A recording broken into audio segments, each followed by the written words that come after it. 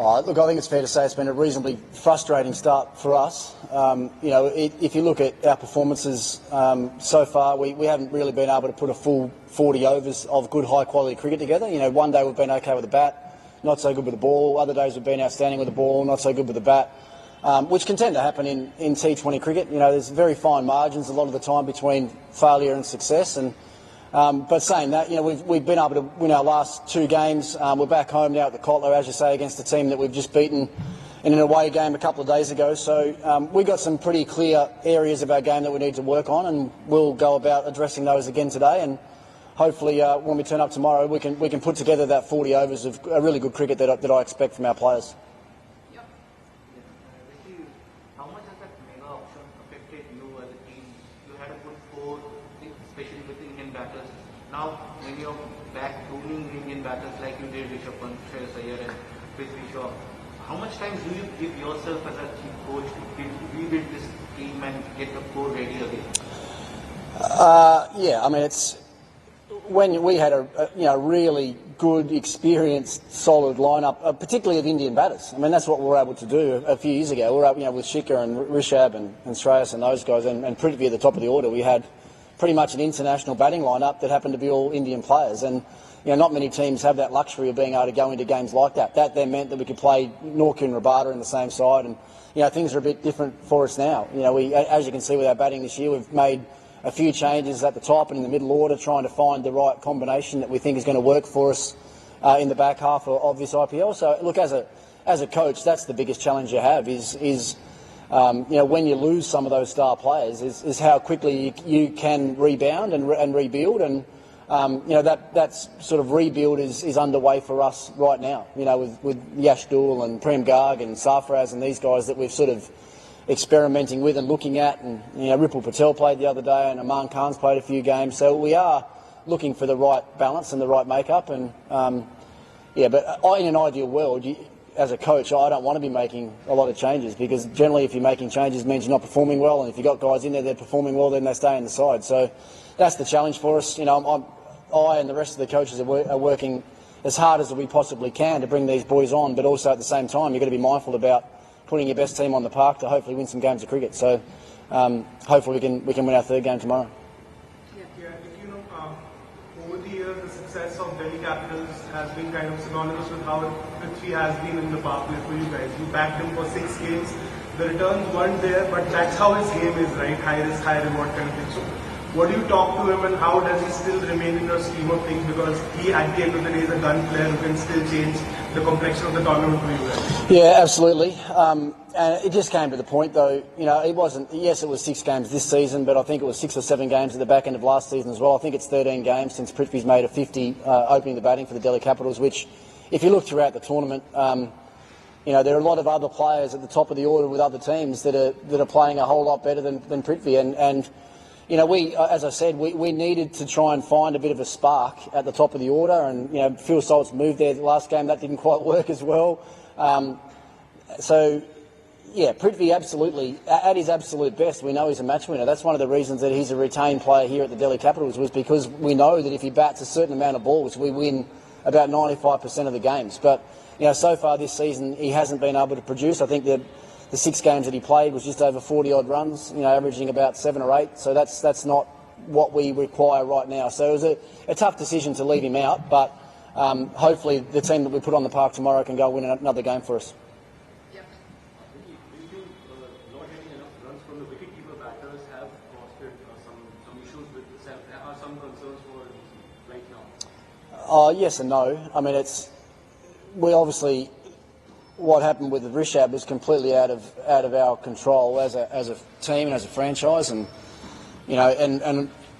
we miss him every day. He's the heartbeat of this franchise and the captain and one of the best players in the world. So you're always going to miss that, and trying to replace that is not an easy thing to do. So we had a look at a few wicket keepers at the start of the tournament. We took a well calculated gamble, I think, on Abhishek Parel, who, trust me, in a short period of time will become a very, very good player for this team and even for his state side. And we're trying to find the right slot in the batting order for him was difficult for us as well. If you look at his game now, he's probably more suited to batting at the top of the order. trying to find a slot up there wasn't easy when you got Marsh and Pandy and these guys that need to bat in their certain slots. So that's why we made the change last game to go to Phil Salt, or last 2 games ago to go to Phil Salt that can bat at the top and give us those runs that you're talking about that the wicketkeeper hasn't been able to give so far. And as I said, so far that hasn't worked just yet. But I've watched Phil closely for 3 or 4 weeks now. What he's done in the nets has been outstanding, and if he transfers that over into the game tomorrow, then we will definitely get off to a good start. Indian backup wicketkeeper of one became a concern because you just got Purella ahead of the tournament just started. So that didn't really matter because if you remember back to game 1, Sarfraz actually kept for us in game 1, and we wanted to give him an opportunity to see what he could do, see if he was good enough or not. And I think if he keeps working on his keeping, there's a chance that he might be able to become a wicketkeeper batsman. But it didn't hold us back. Perel was part of the group from the start. And we made a decision after game 1 that we wanted to give him a couple of opportunities, and that's the way we went.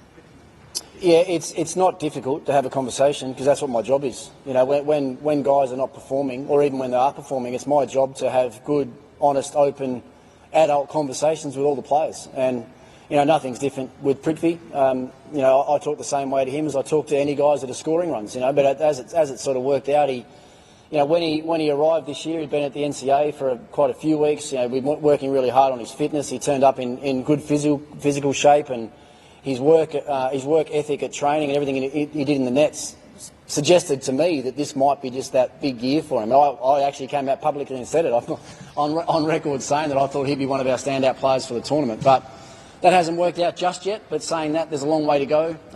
If things don't work out with our current top order, there's no reason why he couldn't be back in the team. And if he gets back in the team, then hopefully he can finish the tournament off really strongly. We know what sort of talent he is. Everyone's seen him play, and it's up to us as a team to find a way to get the best out of him. How the season just 2 wins in the game, and as we know that going forward each game becomes very crucial. He has to be on the go. So all this scenario puts any kind of pressure on captain David Warner and according to you how he has been handling, because as you said that Rishabh Pant's void is hard to fill. But in that scenario, he comes in, he steps into the captain's shoes. He has done good for his previous franchises 4 to 5 years back. He is a captain. So, how it has been for David Warner as a captain? Look, I think it's been a challenge for David, like it has been for all of us. When you're 7 games in, you've only won 2, then it's a challenging time. We can't hide from that, and we're working hard, probably as hard as any other team in the tournament, to try and win every game that we can. And so far, it hasn't worked out the way we wanted to. But look, David's, what is he, 3rd or 4th on the run scoring tally. He's a consistent run scorer at the top. He needs some more support around him from our top order batters, which, having been there before as a top order batsman, as a captain, if you're scoring runs, the captaincy becomes a little bit easier. So David needs some support around him at the top. Then I think the captaincy will become a bit easier. But I thought his captaincy last game in particular, in a low-scoring game in Hyderabad, was as good as I've seen anyone lead a team. To pull the bowling changes like he did and stick to his gut feel and his gut instinct right through the course of that run chase, or that run defence for us as it was outstanding. And I said that to him at the end of the game. That's the reason he's captain, experience and knowledge, and that plays a big part to winning games of cricket.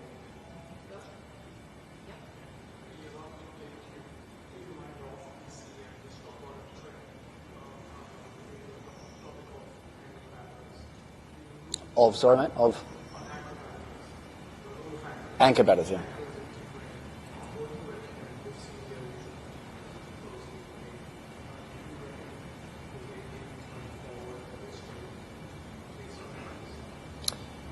It wouldn't seem that way in the way that the IPL has been played this season. If you look at what all teams are doing, everyone's just going out there in the power play and just trying to get off to an absolute flying start. And I don't think I've seen so many sixes hit early on in an innings as I've seen so far in this IPL.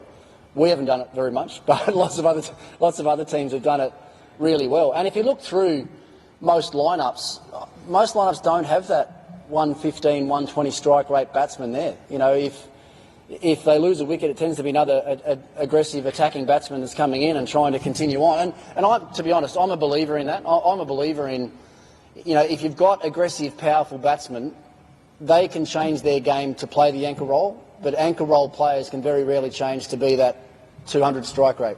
The only one I can think of this year is Rahane, who's done it really well in the games that he's played. You know, he's sort of turned himself from that low strike rate guy to a high strike rate guy. That doesn't happen very often. So I feel it's probably, I think that actual role is dying off a little bit, but it also just comes down to how you're going on the day as an individual batsman. You know, sometimes you can go out there with the intent to be striking at 160, 180 early on, but you just don't get off to the start that you want to, and therefore you're almost sort of forced to play a different role. You know, the guy at the other end might be striking at 180, so if you're struggling, you've got to get that guy back on strike and let him do the damage. So it's a day-by-day thing, but I think the actual role of someone batting at opening or batting at number 3 and trying to bat through the entire innings, I think that's dying off. So you guys have 4 overseas for every team, right? But only to have performed so far consistently, and they are Andre Clough and David Warner. So do you think, is it the Indian pitches which Mitchell Marsh and Salt and Powell have not been able to adjust, or we have not found the right combination yet?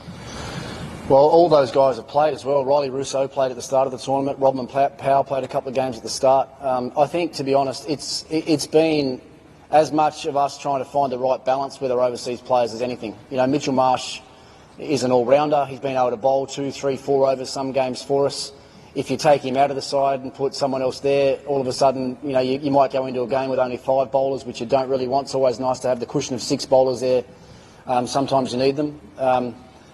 I don't think it's the pitches. Like, these guys have, you know, Rodman in particular from the Caribbean plays on slow, low spinning wickets all the time. You know, Mitchell Marsh is an experienced international player that just before this tournament had success in India, albeit in one-day cricket. I just think it's the way that it's worked out for us so far. You know, we're going to sit down in a minute as a batting group and have a bit of a chat about where we're at, and that's the way that we prepare, the way that we're training, and certainly why is it not transferring into better performances on the field. So we're going to talk about that now and then go away and work on some different things, and hopefully you'll see a better batting effort tomorrow. And I'm not talking about 1 or 2 players. I'm talking about from 1 to 7 or 8 being able to contribute right down the list. You know, when it's their turn, they need to stand up and get the job done for the team, and we haven't been able to do that so far. But as I keep saying to the boys, if we keep working hard, this game can change really quickly. And if we keep putting in the work, the luck will change, and all of a sudden these guys that you're talking about will be scoring big runs for us.